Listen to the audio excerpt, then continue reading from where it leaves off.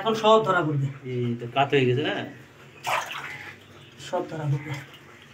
এই বড়টা ওয়েট করো, সব ধরা সে তো তুমি মুখটা বন্ধ করে দেবে, একবার কথা বলে ওদের কত শাস্তি দেবে আপনি দুধ এটা নিতে হবে না।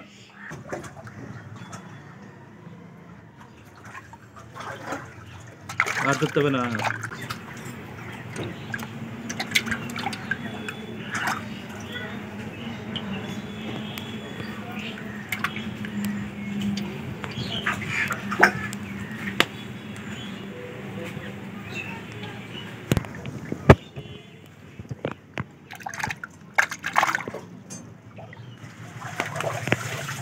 হ্যাঁ তুলে নিতে, হ্যাঁ ওই যে কাঁচা গেছে, কাত হলে পেটটা দেখা যাবে। কাত হতেই হবে, জল না থাকলে কি করবে? জল কমলে তো কাত হবে।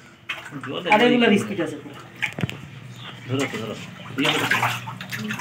ওই তুমি ওইটা নাও, ওই করার ওইটা নাও।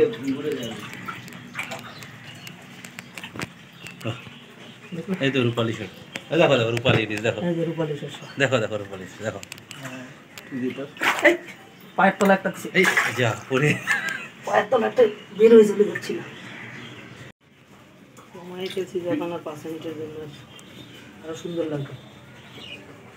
ওটা দেখলাম, ওখানে ইলিশ মাছ লেখা ছিল, আমি আরে ইলিশ মাছ দেখা তো দেখতে হবে কি।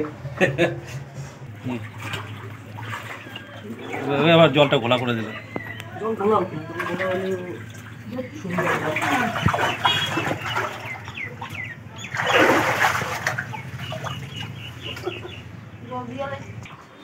মাছ আনছিলাম 100 টাকা, আমার কাছে ছিল 32টা, আর বাকি কটা থাকে 62টা। আমি বললাম না যে জল ঠিক মতো দিতে পারতেছি, তাতেই যা গ্রোথ, আমি তো দেখে অবাক হয়ে যাচ্ছি। তারপর তুলে দিলে যখন হাতে নেবো তখন সব গোল কেসগুলো আসে।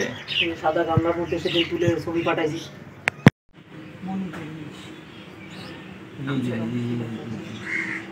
জল বেশি হয়ে গেছে, ওই যে কোনার দিকে চলে গেছে, পাবো না তুমি ধরতে। একটা খালি 50টা ছিল, আছে কটা? 50টা না, 30টা ছিলাম বুঝে ধরে এখন 15টা। দাদা ধরে রাখো।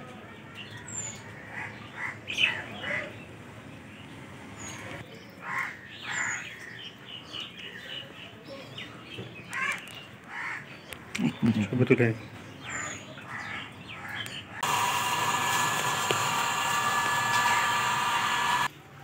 এখন সব ধরা পড়বে। এই তো কাত হয়ে গেছে না, সব ধরা পড়বে। এই বড়টা ওয়েট করো, সব ধরা সে তো তুমি মুখটা বন্ধ করে দেবে, একবার কথা বলে ওদের কত শাস্তি দেবে আপনি দুধ এটা নিতে হবে না।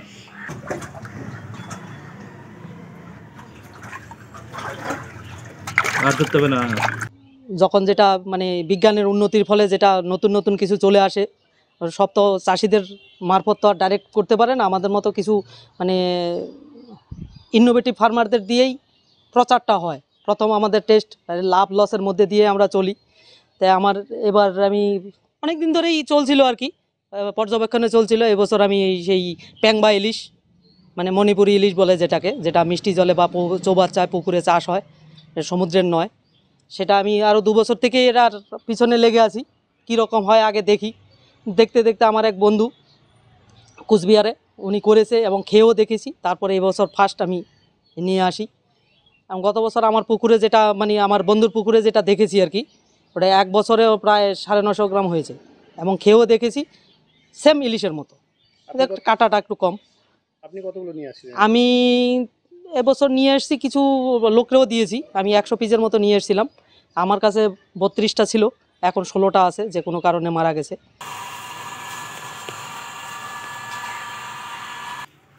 এখন সব ধরা পড়বে। এই তো কাত হয়ে গেছে না, সব ধরা পড়বে। এই বড়টা ওয়েট করো, সব ধরা সে তো তুমি মুখটা বন্ধ করে দেবে, একবার কথা বলে ওদের কত শাস্তি দেবে আপনি দুধ এটা নিতে হবে না।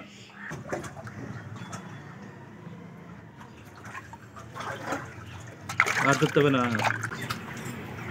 এ তো খুব আনন্দের ব্যাপার যে এই প্রথম আমাদের এইখানে ইলিশ চাষ হচ্ছে যদিও এটা সে মিষ্টি জলের ইলিশ। খুব ভালো লাগছে যে এখানে ইলিশ চাষ হচ্ছে। আমরা বাঙালিরা বা আমাদের আশেপাশের এলাকার মানুষ যদি ইলিশটা পায় তা খুব ভালো হবে।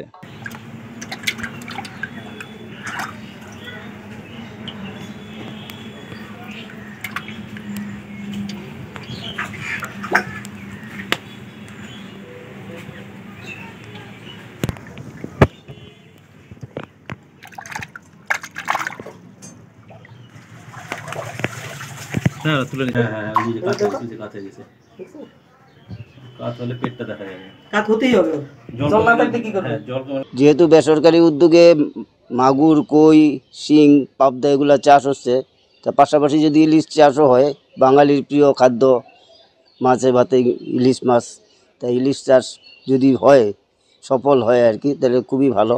আর এরা যেভাবে উদ্যোগ নিয়েছে হয়তো সফলই হবে। কাঁচা। জল আর এগুলো একবারে- স্পিড আছে পুরো। ধরো তো, ধরো। ওই তুমি ওই ইটা নাও, ওই ভরার ওইটা নাও।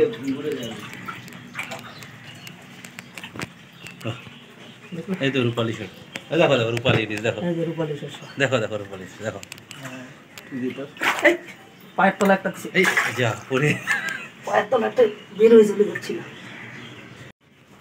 সময় এসেছি যখন আর 5 মিনিটের জন্য আরো সুন্দর লাগবে।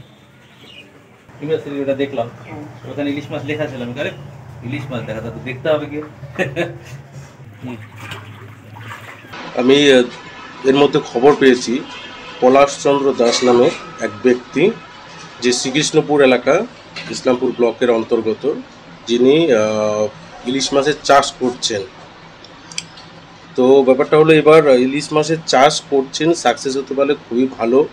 আশা রাখবো সে আরও ভালো মতো চাষ করবে, এবং চাষ করার জন্য যদি কোনো রকম কোনো টেকনিক্যাল সাপোর্টিং কোনো রকম সাহায্য দরকার হয়, সেক্ষেত্রে আমাদের মৎস্য দপ্তর সবসময় পাশে আছে। আবার জলটা ঘোলা করে দিল। জল ভালো হবে, ঘোলা হলে সুন্দর লাগবে।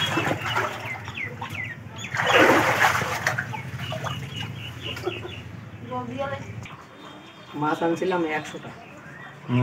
ইলিশ তা আমার কাছে ছিল 32টা, আর বাকি কটা থাকে 62টা। আমি বললাম না যে জল ঠিক মতো দিতে পারতেছি না। তাতেই যা গ্রোথ, আমি তো দেখে অবাক হয়ে যাচ্ছি। তারপর তুলে দিলে যখন হাতে নেবো তখন সব আমার গোল কেসগুলো আসে। সাদা গামলার মধ্যে সেদিন তুলে ছবি পাঠাইছি।